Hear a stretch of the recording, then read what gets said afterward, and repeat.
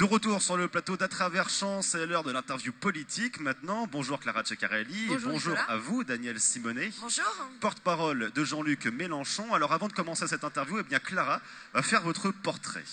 Alors bonjour Danielle Simonet. Tout d'abord, vous êtes né en 1971 à Montaureau-Foyonne. Dans vos années lycée, vous entrez dans la politique en commençant par manifester contre la loi Devaquet. Vous intégrez le syndicalisme étudiant pendant vos études de psychologie à Nanterre. Et puis en 1989, c'est Jean-Christophe Cambadélis qui vous pousse à entrer au Parti Socialiste. Ensuite, vous devenez conseillère d'orientation psychologue. Et en 2000, vous intégrez le cabinet de Jean-Luc Mélenchon. L'année dernière, vous êtes élu conseiller du 20e arrondissement de Paris, grâce aux élections municipales, et vous devenez adjointe au maire en 2006. Vous êtes à l'initiative des premiers parrainages des jeunes lycéens sans papier, et en 2008, suite au Conseil de Reims, vous décidez de quitter le PS pour rejoindre le parti de gauche, tout comme Jean-Luc Mélenchon. Vous y devenez secrétaire national. Vous êtes candidate pour le Front de gauche en 2010 lors des élections régionales et vous participez activement à la campagne de Jean-Luc Mélenchon pour la présidentielle en 2012. Et puis en 2013, vous publiez un livre expliquant les principales orientations que vous présenterez dans votre programme pour Paris. La même année, vous obtenez plusieurs sièges, celui du conseil d'arrondissement et celui du conseil de Paris. Et il y a 2 ans, vous êtes élue coordinatrice du parti de gauche. Alors première question, est-ce que ce livre a aidé les gens à mieux comprendre vos idées ? Oui, mais c'est vrai que depuis, j'utilise aussi plein d'autres méthodes en politique. Je pense que trop souvent, la politique est présentée comme quelque chose de chiant, de très distant, comme s'il fallait faire en sorte que les citoyens s'en préoccupent peu. Et donc moi, j'ai toujours été attachée au contraire à la nécessité d'inventer des nouvelles formes d'expression politique, d'engagement politique, des criers dans le métro, des topos citoyens avec un paperboard sur les marchés. Et là, par exemple, en ce moment, je suis carrément sur les planches du théâtre. Et cet après-midi, comme tous les dimanches, à 16h30, je serai à l'Apollo Théâtre pour une conférence gesticulée qui s'intitule « Hubert, les salauds et mes ovaires ». Parce que je pense qu'il faut assumer de se mettre en danger et par l'éducation populaire, par de la culture, être capable de ramener au sens. Alors, comme la plupart des politiques, vous êtes aussi sur les réseaux sociaux, donc vos pages Facebook et Twitter se ressemblent, les mêmes descriptions, les mêmes actualités. Mais donc, comme vous venez de le dire, vous n'êtes pas une élue comme les autres, puisque vous, en fin 2016, vous vous lancez dans quelque chose de différent de la politique, le spectacle, mais toujours politique. Vous donnez quelques représentations, donc comme vous l'avez dit, de votre spectacle, Hubert, les salauds et mes ovaires, où vous vous exprimez donc sur le combat que vous avez pu mener en tant que femme politique. Pourquoi avoir choisi de faire du théâtre alors on semble associer le théâtre et la politique comme 2 choses bien distinctes? En fait, on est dans une société du spectacle. Il faut relire les travaux de Guy Debord dans les années 60-70. Tout est fait pour nous détourner du sens. Le système capitaliste, productiviste, pour imposer une idéologie dominante, va essayer de nous divertir et de nous réduire à des consommateurs et à du temps de cerveau disponible. Bon. Et donc dans cette société du spectacle, vous voyez bien qu'il y a plein de politiques qui s'y adonnent. Dans le côté people, on s'expose en famille sur Paris Match. Moi, je préfère faire du judo avec ça. Et donc, de faire du spectacle politique pour justement, au contraire, ramener au sens. Et dans ce spectacle politique, vous avez plein d'hommes et de femmes qui peuvent venir. J'ai joué, par exemple, cette semaine à Versailles. Et donc, à Versailles, il y a des personnes de droite, sympathisantes LR, par exemple, qui ont pu venir à mon spectacle et qui ont passé d'abord une bonne soirée, c'est une bonne chose. Oui. Et ils ont pu aussi revenir à l'essentiel et me dire, écoutez, on vote peut-être pas Mélenchon, mais vous avez raison sur la sécurité sociale, mais vous avez raison sur le code du travail. Il faut arrêter de tout déréglementer, ça n'est pas possible de continuer comme ça. Je pense essentiel de mener d'abord la bataille culturelle. Merci Danielle Simonet. Merci à vous Clara Ceccarelli de nous avoir fait ce joli wiki portrait. Merci. Alors, tout de suite. C'est Mathilde Moreau qui vient pour cette première partie d'interview. On va parler d'actualité politique avec vous, Danielle Simonet, et vous, Mathilde Moreau. Exactement. Bonjour Nicolas, bonjour Danielle Simonet. Bonjour. Alors je vais vous parler bien évidemment de l'affaire Fillon. Donc en principe, ce soir, c'est même pas en principe, c'est acté. Son directeur de campagne, Patrick Stefanini, quitte François Fillon ce soir. Est-ce que la campagne de François Fillon est terminée ? Ça, c'est à lui d'en décider, mais on est dans une situation complètement inouïe, où on voit bien l'aberration de notre système de la Ve République, cette monarchie présidentielle, où il suffit d'un homme, François Fillon, pour finalement prendre en otage toute la campagne. On ne parle que de ça. On ne parle pas des vrais sujets qui préoccupent les Françaises et les Français. Et on a un candidat à la présidentielle qui carrément appelle les citoyens à manifester. Pourquoi finalement une manifestation pour le droit à la corruption? C'est quand même dingue. Finalement, il va faire une manifestation pour dire ah bah les magistrats, un papa, une maman, on a le droit de détourner l'argent. Enfin, on a vraiment l'impression que c'est la caste qui va défendre sa capacité à détourner l'argent public. C'est honteux cette situation. Justement, à propos de la manifestation qui a lieu cet après-midi, place du Trocadéro, Anne Hidalgo a écrit sur son Facebook hier qu'elle voulait interdire, enfin qu'elle demandait à François Fillon d'interdire cette manifestation car elle la juge contre la justice. Est-ce que vous êtes d'accord avec le propos d'Anne Hidalgo, la maire de Paris? Alors, attention, il y a deux choses. Il y a la façon dont on caractérise la manifestation et est-ce qu'elle est légale ou pas. Bon. La légalité de cette manifestation en état de droit, en démocratie, c'est à la préfecture au nom de la... Est-ce que ça porte atteinte ou pas à l'état de droit, à la démocratie, aux libertés publiques? Bon. Mais sur la caractérisation politique, qu'un candidat à la présidentielle appelle les citoyens à manifester contre les magistrats, contre la justice, c'est extrêmement grave de ce que ça révèle de la conception de la République, de la séparation des pouvoirs. Voilà. Donc vous êtes comme Madame Hidalgo qui réclame pas l'interdiction, mais l'arrêt de la manifestation, de pas la faire. J'ai pas vu, excusez-moi, mais je n'ai pas vu précisément le post Facebook de Madame Hidalgo. Si elle demande à Monsieur Fillon, vous devriez renoncer à cette manifestation, parce que si vous candidatez à la présidence de la République, vous devez respecter nos institutions.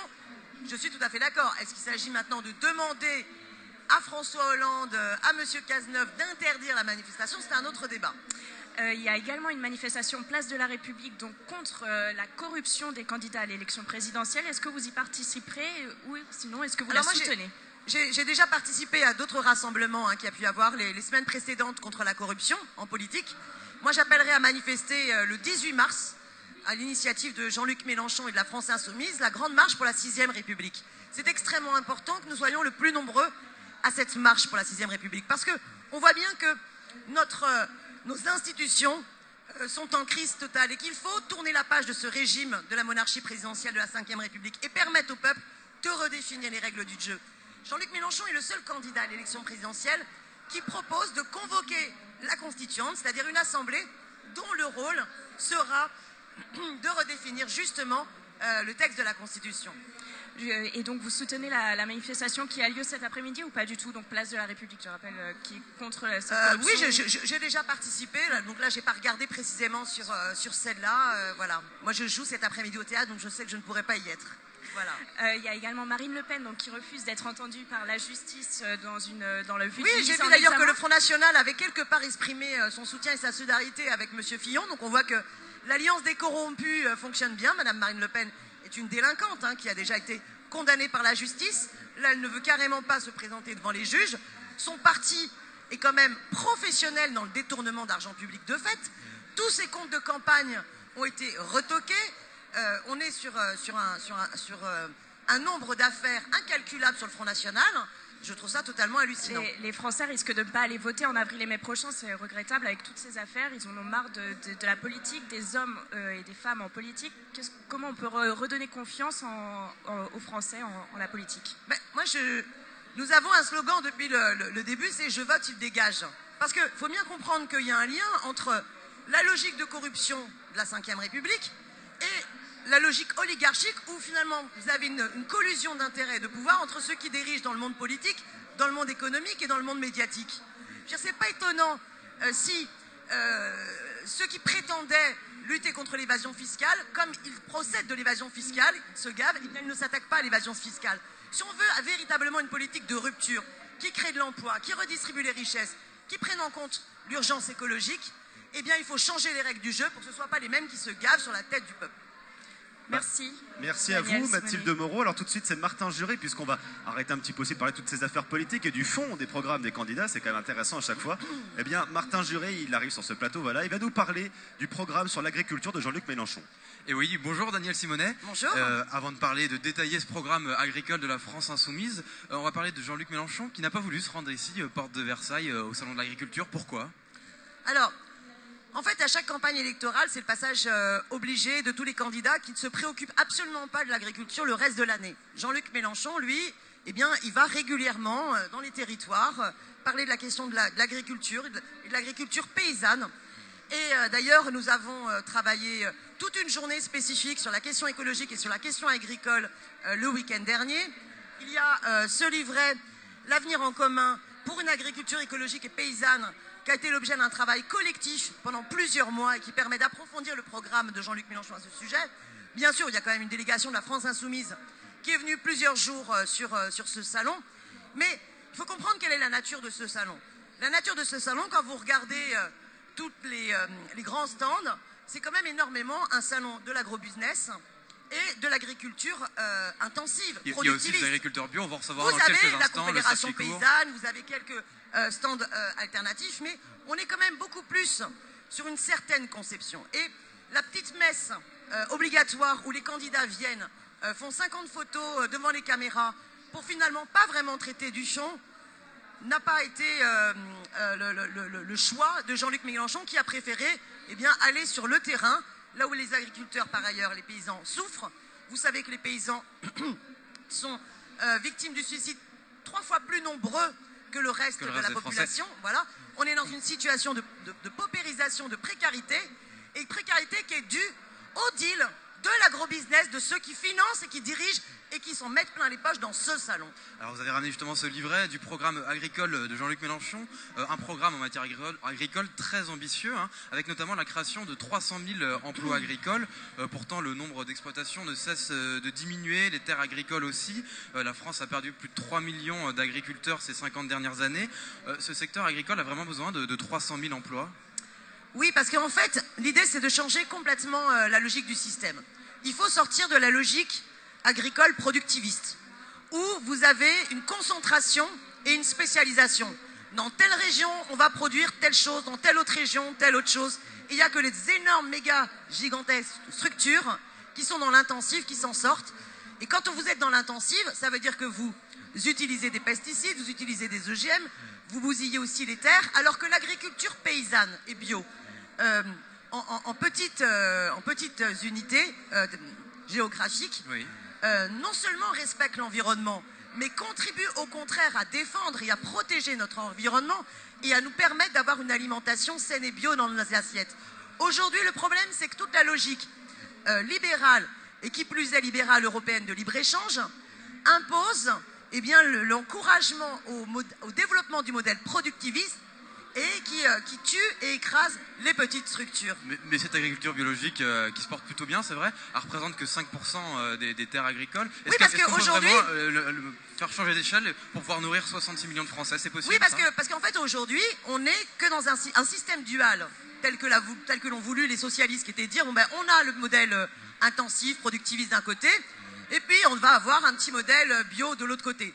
D'abord, ça veut dire quoi? Ça veut dire qu'il y a la malbouffe pour le plus grand nombre, et puis vous avez du bio de qualité pour seulement une petite poignée qui peut se le permettre, qui peut se le payer.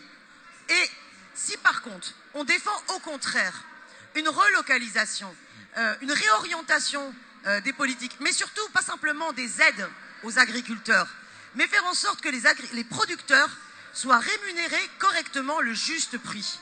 Et que du coup, on décide de désobéir aux règles de l'Union européenne qui imposent le libre-échange et qui fait que les agriculteurs sont toujours pris à la gorge avec la corde au cou des prix qui sont fixés par la logique du marché et qui les amènent à ne pas être rémunérés comme il faut. Concrètement, on remet en place des quotas, je pense pour le lait, des quotas laitiers. Alors, concrètement, la suppression des quotas laitiers était la plus belle connerie qu'on ait pu faire, voilà, et la libéralisation est une aberration. Donc vous remettez en place des quotas. Bien sûr, il faut remettre des prix. Il faut assumer un protectionnisme solidaire. Voilà, le lait, il ne doit pas être payé, vendu moins de tel prix, parce que sinon l'agriculteur, il ne peut pas se rémunérer, et donc on le respecte. Pareil pour l'ensemble des productions agricoles. Et on réoriente notre politique en faveur de l'agriculture paysanne et biologique en circuit court. Et là, vous verrez que c'est plus le petit chiffre de pourcentage dont vous me parlez, mais qu'au contraire, on pourra l'amener à augmenter numériquement et à défendre les paysans. Et vous allez voir qu'on a besoin de beaucoup plus d'hommes et de femmes pour travailler la terre en respectant la terre. Si on ne respecte pas la terre, on peut mettre des machines, on peut mettre des produits pour produire plus plus vite. Mais si on y met des hommes et des femmes, qu'on les respecte dignement, qu'on accompagne leur emploi, on y gagne tous. Eux, ils gagnent. Mais nous, dans notre assiette, on y gagne tous aussi. Respecter la terre, hein, l'écologie qui a une part donc très importante dans ce programme. Jean-Luc Mélenchon qui veut une neutralité écologique, l'interdiction des pesticides, mais aussi la généralisation du bio et l'incitation à l'abandon des protéines animales au profit du végétal. Vous voulez rendre les Français végétariens ? Non, c'est pas du tout ça, mais il faut avoir une réflexion là-dessus, et très sérieux. On sait pertinemment que manger trop de viande amène à un véritable problème pour notre écosystème. Donc il faut qu'on en ait conscience. Et il est plus intéressant de manger moins de viande, mais de la viande de bonne qualité. Et donc il faut accompagner cette évolution-là. Quand vous voyez le nombre de produits industriels transformés de très mauvaise qualité, qui sont mauvais pour notre santé, et qui dans le mode de production procèdent aussi d'un mauvais paiement des agriculteurs pour produire cela, bon, ça n'est pas une solution ni écologique. Et puis il y a une réflexion, oui, sur l'action de la souffrance animale, qui est intéressante à avoir. Dernière question sur la PAC, Jean-Luc Mélenchon. Sur la PAC, la politique agricole commune, Jean-Luc Mélenchon qui est très critique vis-à-vis de cette PAC. Pourtant, la France est le premier pays bénéficiaire de la PAC, 9 milliards d'euros pour 2/3 des exploitations. Ça représente quand même 25 000 euros par an en moyenne. Quel est le but de cette refonte de la PAC ? Il faut totalement refondre cette politique agricole commune, parce qu'il faut comprendre que la logique du libre-échange, à la base, c'est la logique avec laquelle il faut rompre. La logique du libre-échange, eh bien, ça veut dire que c'est en fonction de l'offre et de la demande, et dans une logique hyper concurrentielle, que les prix se calculent. Et le paysan, il perd toujours à cela.